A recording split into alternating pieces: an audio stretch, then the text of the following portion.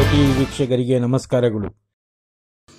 ಮಾಲೂರಿನಲ್ಲಿ ಜಿಟಿ ದೇವೇಗೌಡ ಸಂಧಾನ ಯಶಸ್ವಿ. ಬಿಜೆಪಿ ದಳ ಮೈತ್ರಿಕೂಟಕ್ಕೆ ಜೈ ಎಂದ ಹೂಡಿ. ವಾರ್ತೆಗಳ ವಿವರ. ಕಳೆದ ವಿಧಾನಸಭಾ ಚುನಾವಣೆಯಲ್ಲಿ ಭಾರತೀಯ ಜನತಾ ಪಕ್ಷದ ಟಿಕೆಟ್ ಸಿಗದ ಸ್ವಾಭಿಮಾನಿ ಪಕ್ಷೇತರ ಪಕ್ಷದಿಂದ ಸ್ಪರ್ಧಿಸಿದ್ದ ಹೂಡಿ ವಿಜಯಕುಮಾರ್ ಲೋಕಸಭಾ ಚುನಾವಣೆಯಲ್ಲಿ ಬಿಜೆಪಿ ದಳದ ಮೈತ್ರಿಕೂಟದ ಅಭ್ಯರ್ಥಿ ಮಲ್ಲೇಶ್ ಬಾಬುಗೆ ಬೆಂಬಲ ಘೋಷಿಸಿದ್ದಾರೆ. ಮಾಜಿ ಸಚಿವ ಮತ್ತು ಜೆಡಿಎಸ್ ಕಾರ್ಯಾಧ್ಯಕ್ಷ ಜಿಟಿ ದೇವೇಗೌಡ ಭಾನುವಾರ ಮಾಲೂರಿಗೆ ಆಗಮಿಸಿದ ಹೂಡಿ ವಿಜಯಕುಮಾರ್ ಜೊತೆ ನಡೆಸಿದ ಸಂಧಾನ ಯಶಸ್ವಿಯಾಯಿತು. ವಿಧಾನಸಭಾ ಚುನಾವಣೆಯಲ್ಲಿ ಹೂಡಿ ವಿಜಯಕುಮಾರ್ ಕಡಿಮೆ ಅಂತರದಲ್ಲಿ ಪರಾಭವಗೊಂಡಿದ್ದರೂ ಶಾಸಕರ ರೀತಿಯಲ್ಲಿ ಜನತೆಯೊಂದಿಗೆ ಕೆಲಸ ಮಾಡುತ್ತಿದ್ದಾರೆ. ಮೋದಿಯವರನ್ನು ಮತ್ತೊಮ್ಮೆ ಪ್ರಧಾನಿಯಾಗಲು ಯಾವುದೇ ಬೇಡಿಕೆಯಿಲ್ಲದೆ ಸ್ವಾಭಿಮಾನಿ ಜನತಾ ಪಕ್ಷದ ಬೆಂಬಲ ಸೂಚಿಸಿದ್ದಾರೆ ಎಂದು ದೇವೇಗೌಡ ಪ್ರಕಟಿಸಿದರು. ಮುಂದಿನ ದಿನಗಳಲ್ಲಿ ಬಿಜೆಪಿ ಮತ್ತು ದಳದಿಂದ ಹೂಡಿ ವಿಜಯಕುಮಾರ್ಗೆ ಸೂಕ್ತ ಸ್ಥಾನಮಾನ ನೀಡಲಾಗುವುದು ಎಂದರು. ಹೂಡಿ ವಿಜಯಕುಮಾರ್ ಮಾತನಾಡಿ, ಕಳೆದ 2 ದಿನಗಳಿಂದ ಕುಮಾರಸ್ವಾಮಿ ಮತ್ತು ಜಿಟಿ ದೇವೇಗೌಡರು ಸಂಪರ್ಕ ಮಾಡಿ ಮೈತ್ರಿ ಅಭ್ಯರ್ಥಿಗೆ ಬೆಂಬಲ ಕೇಳಿದ್ದರು.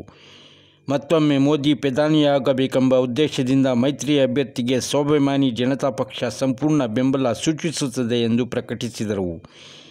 ಕಳೆದ ಬಾರಿ ನಾನು ಸೋಲಲು ಚಿಹ್ನೆಯೇ ಪ್ರಮುಖ ಕಾರಣ. ಹಾಗಾಗಿ ಕ್ಷೇತ್ರದ ಮನೆಮನೆಗೂ ಮೈತ್ರಿಕೂಟದ ಅಭ್ಯರ್ಥಿಯ ಚಿಹ್ನೆಯನ್ನು ತಲುಪಿಸಿ ಅರಿವು ಮೂಡಿಸಬೇಕೆಂದರು. ಮೈತ್ರಿಕೂಟದ ಅಭ್ಯರ್ಥಿ ಮಲ್ಲೇಶ್ ಬಾಬು, ಸ್ವಾಭಿಮಾನಿ ಪಕ್ಷದ ಅಧ್ಯಕ್ಷ ಆರ್ ಪ್ರಭಾಕರ್, ಜಿಲ್ಲಾ ಪಂಚಾಯತ್ ಮಾಜಿ ಸದಸ್ಯ ಜಿಎ ರಾಮೇಗೌಡ, ದಳದ ಅಧ್ಯಕ್ಷ ಬಲ್ಲಹಳ್ಳಿ ನಾರಾಯಣಸ್ವಾಮಿ, ಪುರಸಭಾ ಸದಸ್ಯ ಸಿಬಿ ಭಾನುತೇಜ, ಮುಖಂಡ CMR Srinath, Subrahmanya Reddy, B Hanumappa, Devaraja Reddy, P Narayanaswamy, BR Venkatesh, Bore Manju, Kori Manju, Lakshmikanth ಬಿಟ್ಟು, ಚೇತನ್ ರೆಡ್ಡಿ, ಪವನ್ ವೀರು, ಎಸ್.ಎಂ. ಮುರಳಿ, ಎಸ್.ಎಸ್. ವಿಶ್ವನಾಥ್, ಅರುಣ್ ವೈದ್ ಹಾಗೂ ಕಾರ್ಯಕರ್ತರು ನೂರಾರು ಸಂಖ್ಯೆಯಲ್ಲಿ ಹಾಜರಿದ್ದರು. ವರದಿ ಪರ್ವೀಜ್ ಅಹಮದ್. ಇವತ್ತು ಈ ಒಂದು ಸಭೆಯಲ್ಲಿ ತಮ್ಮನ್ನೆಲ್ಲರನ್ನು ಕೇಳಿ ಯಾರಿಗೆ ನಾವು ಬೆಂಬಲ ಘೋಷಣೆ ಮಾಡಬೇಕು ಏನು ಅನ್ನೋ ವಿಚಾರವಾಗಿ ಇವತ್ತು ಸಭೆಯನ್ನು ಕರೆದಿದ್ದೀವಿ. ಈಗಾಗಲೇ ನಮ್ಮನ್ನ ಇಲ್ಲಿ ಜೆಡಿಎಸ್ ಇಂದ ಈಗಾಗಲೇ ಕ್ಯಾಂಡಿಡೇಟ್ ಮಲ್ಲೇಶ್ ಬಾಬು ಅವರಾಗಿದ್ದಾರೆ. ಅವ್ರ ಮುಖಾಂತರ ನಮ್ಮ ಜಿಟಿ ದೇವೇಗೌಡರು ಮೊನ್ನೆ ಎಲ್ಲ ಕುಮಾರಣ್ಣವರೆಲ್ಲ ಫೋನ್ ಮಾಡಿ ನನ್ನ ಹತ್ರ ಮಾತಾಡಿದ್ರು. ತಮ್ಮ ಒಂದು ಬೆಂಬಲವನ್ನು ನಮಗೆ ಕೊಡಬೇಕು ಅಂತ ಹೇಳ್ಬಿಟ್ಟು ಹಲವಾರು ಬಾರಿ ಮಾತಾಡಿದ್ದಾರೆ. ಆ ಉದ್ದೇಶಕ್ಕೋಸ್ಕರ ಯಾರು ನಮ್ಮ ಮನೆಗೆ ಬಂದು ನಮ್ಮ ಕಾರ್ಯಕರ್ತರ ಹತ್ರ ಭೇಟಿ ಮಾಡು, ಯಾರು ಬೆಂಬಲವನ್ನು ಕೋರ್ತಾರೋ ಅಂಥವ್ರಿಗೆ ನಮ್ಮ ಕಾರ್ಯಕರ್ತರ ಹತ್ರ ಎಲ್ಲ ಮಾತಾಡಿ ನಾವು ತೀರ್ಮಾನ ತಗೊಂತೀವಿ ಅಂತ ಹೇಳ್ಬಿಟ್ಟು ವಿಚಾರವನ್ನು ತಿಳಿಸಿದ್ರಿ. ಹಾಗಾಗಿ ಇವತ್ತು ನಮ್ಮ ಜೆಡಿಎಸ್ ಪಕ್ಷದ ಮುಖಂಡರುಗಳು ನಮ್ಮ ಜಿಟಿ ದೇವೇಗೌಡರನ್ನವರು ಕ್ಯಾಂಡಿಡೇಟು ಇವರೆಲ್ಲ ಬಂದಿರೋದ್ರಿಂದ ಅವರು ನಮ್ಮನ್ನ ಬೆಂಬಲ ಕೊಡಿ ಅಂತ ಕೇಳ್ತಾ ಇದ್ದಾರೆ. ಹಾಗಾಗಿ ತಮ್ಮೆಲ್ಲರೂ ಒಂದು ಅಭಿಪ್ರಾಯ ತಾವು ತಿಳಿಸ್ಬೇಕು. ನಾವು ಬೆಂಬಲ ಕೊಡ್ಬೋದಾ? ಯಾಕಂದ್ರೆ ನಾವ್ಯಾರು ಸುಮ್ಮನೆ ಕೂತ್ಕೊಳ್ಳೋರಲ್ಲ. ನಾವು ಚುನಾವಣೆಗಳು ಬೇಕಾಗಿಲ್ಲ. ಯಾರೋ ನಿಂತ್ಕೊಳ್ಳಿ, ಯಾರೋ ಅವ್ರವ್ರ ಎಲೆಕ್ಷನ್ ಮಾಡ್ಕೊಂಡು ಹೋಗ್ಲಿ ಅಂತ ನಾವೆಲ್ಲ ಆರಾಮಾಗಿ ಇರ್ಬೋದಾಗಿತ್ತು. ನಮ್ಮ ಅವಶ್ಯಕತೆ ಬೇರೆಯವ್ರಿಗೆ ಇಲ್ದಿದ್ಮೇಲೆ ನಾವ್ಯಾಕೆ ತಲೆ ಕೆಡಿಸ್ಕೊಬೇಕು? ಆ ಉದ್ದೇಶಕ್ಕೋಸ್ಕರ ನಾವು ಇರ್ಬೋದಾಗಿತ್ತು. ಆದ್ರೆ ನಮ್ಮ ಕಾರ್ಯಕರ್ತರು ಸುಮ್ಮನೆ ಅವರಲ್ವಲ್ಲ. ಸುಮಾರು 20, 30, 40 ವರ್ಷಗಳಿಂದ ಮೂಟೆ ಹೊಟ್ಟಿರೋರೆಲ್ಲ ಇರೋದು.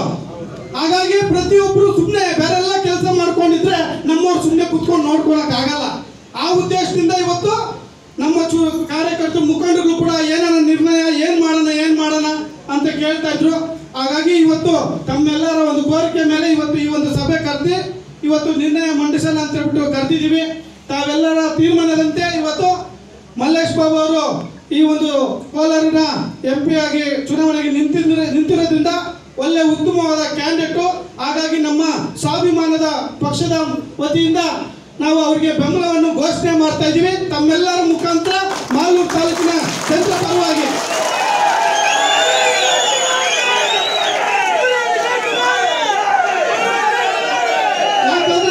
ನಮ್ಮ ಶಕ್ತಿ ಯಾರಿಗಾದ್ರೂ ಉಪಯೋಗ ಆಗಬೇಕು. ನಮ್ಮ ಶಕ್ತಿ ಉಪಯೋಗ ಆಗಬೇಕಂದ್ರೆ ಅದು ಒಳ್ಳೆಯವ್ರಿಗೆ ಉಪಯೋಗ ಆಗಬೇಕು. ಆ ಉದ್ದೇಶಕ್ಕೋಸ್ಕರ ಇಂಥ ಒಂದು ತೀರ್ಮಾನ ತಗೊಂಡಿದ್ದೀವಿ. ತಮ್ಮೆಲ್ಲರ ಒಂದು ನಂಬಿಕೆ ಮೇಲೆ ನಾವು ಈ ಒಂದು ತೀರ್ಮಾನ ತಗೊಂಡಿದ್ದೀವಿ. ಆದಷ್ಟು ಹೆಚ್ಚಾಗಿ ನಮ್ಮ ಮಾಲೂರು ತಾಲೂಕಲ್ಲಿ ಕನಿಷ್ಠ 1,30,30,000ಕ್ಕೂ ಹೆಚ್ಚು ಮತಗಳನ್ನು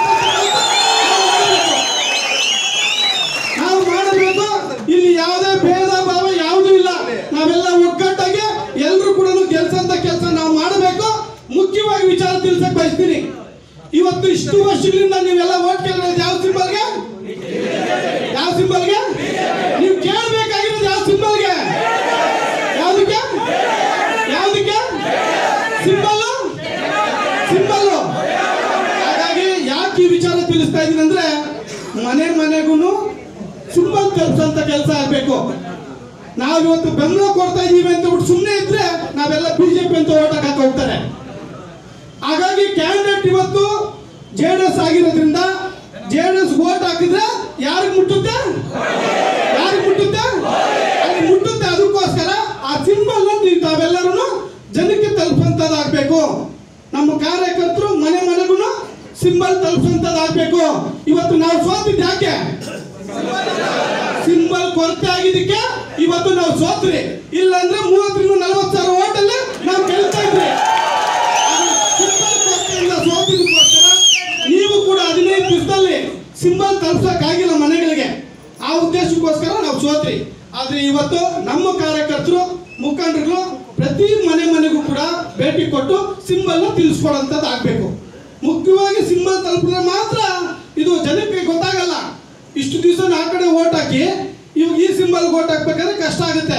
ಆದ್ರೆ ಹೊಂದಾಣಿಕೆ ಮಾಡಿಕೊಂಡಿರೋದ್ರಿಂದ ಆ ಸಿಂಬಲ್ ಓಟ್ ಹಾಕೋದ್ರಿಂದ ನಮಗೆ ಕೇಂದ್ರಕ್ಕೆ ತಲುಪುತ್ತೆ ಅನ್ನೋದು ಉದ್ದೇಶ ಇಟ್ಕೊಂಡು ತಾವೆಲ್ಲರೂ ವಿಚಾರ ತಿಳಿಸಿ ಕೆಲಸ ಮಾಡಬೇಕಾಗಿ ತಮ್ಮಲ್ಲಿ ನಾನು ವಿನಂತಿ ಮಾಡಿಕೊಂಡು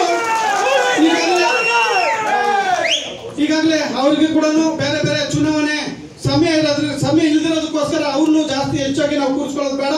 ಅವರು ಕೂಡ ಒಂದು 2 ಮಾತು ಮಾತಾಡ್ತಾರೆ. ರಾಮೇಗೌಡ್ರೆ, ಕೋಲಾರ ವಿಧಾನಸಭಾ ಕ್ಷೇತ್ರದ ಅಭ್ಯರ್ಥಿಗಳಾಗಿರುವಂತ ಆತ್ಮೀಯರಾದಂತ ಶ್ರೀನಾಥ್ ಅವರೇ, JDS ಪಕ್ಷದ ಅಧ್ಯಕ್ಷರಾದಂತ ಬದಲಿ ನಾರಾಯಣಸ್ವಾಮಿ ಅವರೇ, ಸುಬ್ರಹ್ಮಣ್ಯ ರೆಡ್ಡಿ ಅವರೇ, ರಾಜಾರಾಮ್ ಅವರೇ, ದೇವಂತ ರಾಮೇಗೌಡ್ರೆ, ಕೋಲಾರ ವಿಧಾನಸಭಾ ಕ್ಷೇತ್ರದ ಅಭ್ಯರ್ಥಿಗಳಾಗಿರುವಂತ ಆತ್ಮೀಯರಾದಂತ ಶ್ರೀನಾಥ್ ಅವರೇ, JDS ಪಕ್ಷದ ಅಧ್ಯಕ್ಷರಾದಂತ ಬದಲಿ ನಾರಾಯಣಸ್ವಾಮಿ ಅವರೇ, ಸುಬ್ರಹ್ಮಣ್ಯ ರೆಡ್ಡಿ ಅವರೇ, ರಾಜಾರಾಮ್ ಅವರೇ, ದೇವೇಗೌಡ ಅಪ್ಪಾಜಿ ಅವರಿಗೆ ಮತ್ತೆ ಮೋದಿ ಅವರಿಗೆ ದಯವಿಟ್ಟು ಅದೊಂದು 26ನೇ ತಾರೀಕು ಜ್ಞಾಪಕ ಇಟ್ಕೊಂಡು, ಏನು ಮೂಡಿ ವಿಜಯ ಅಣ್ಣ ಅವ್ರು ಹೇಳ್ದಂಗೆ ತೆನೆ ಹೊತ್ತ ರೈತ ಮಹಿಳೆಗೆ ಆ ಸಿಂಬಲ್ ವೋಟ್ ಹಾಕಬೇಕು ಅಂತ ಕೇಳ್ಕೊಳ್ತೀನಿ. ಯಾಕಂದರೆ ಎಲ್ಲ ಚುನಾವಣೆಗಳಲ್ಲೂ BJP ಸಿಂಬಲ್ ಇರುತ್ತೆ, ಬಟ್ ಈ ಸತಿ ತೆನೆ ಹೊತ್ತ ರೈತ ಮಹಿಳೆ ಇರುತ್ತೆ. ದಯವಿಟ್ಟು ಅದೊಂದು ಜ್ಞಾಪಕ ಇಟ್ಕೊಂಡು ಆಶೀರ್ವಾದ ಮಾಡಿ. ಮತ್ತು ನಮ್ಮ ತಂದೆ ತಾಯಿ ಇಬ್ಬರು, ನಮ್ಮ ತಂದೆಯವರು ಇಡೀ ರಾಷ್ಟ್ರಕ್ಕೆ ಸೇವೆ ಮಾಡಿದ್ದಾರೆ. ನಮ್ಮ ತಾಯಿ 2 ಸತಿ ಜಿಲ್ಲಾ ಪರಿಷತ್ ಪ್ರೆಸಿಡೆಂಟು ಮತ್ತು 3 ಸತಿ ಮೆಂಬರ್ ಇದ್ದಾಗ 99ರಲ್ಲಿ MP ಎಲೆಕ್ಷನ್ ನಿಂತಿದ್ದಾರೆ. ಅವರ ಸೇವೆ ಅಪಾರವಾಗಿದೆ ಈ ಜಿಲ್ಲೆಗೆ. ಆ ಸೇವೆ ಅದು ಹಂಗೆ ಮುಂದೆ ಒರೆಸ್ಕೊಂಡು ಹೋಗಬೇಕು ಅಂತ ಅದಕ್ಕೆ ನನಗೆ ಕುಮಾರಣ್ಣ ಮತ್ತು GT ದೇವೇಗೌಡ ಅಣ್ಣವರು ಇಬ್ಬರು ರಾಜಕೀಯದಲ್ಲಿ ನೀನು ಬರಬೇಕು ಅಂತ ಹೇಳಿದಾಗ 2 ಸತಿ ಬಂಗಾರಪೇಟೆ ವಿಧಾನಸಭಾ ಕ್ಷೇತ್ರದಲ್ಲಿ ಕಡಿಮೆ ಹಂತದಲ್ಲಿ ಸೋತಿದ್ದೀನಿ. ದಯವಿಟ್ಟು ಒಂದ್ಸತಿ ಆಶೀರ್ವಾದ ಮಾಡಿ ನೀವು ನಿಮ್ಮ ಸೇವೆ ಮಾಡೋಕ್ಕೆ ಒಂದು ಅವಕಾಶ ಮಾಡಿಕೊಡಿ ಅಂತ ಕೇಳ್ತಾ ನಾನು 2 ಮಾತು ಮುಗಿಸ್ತಾ ಇದ್ದೀನಿ.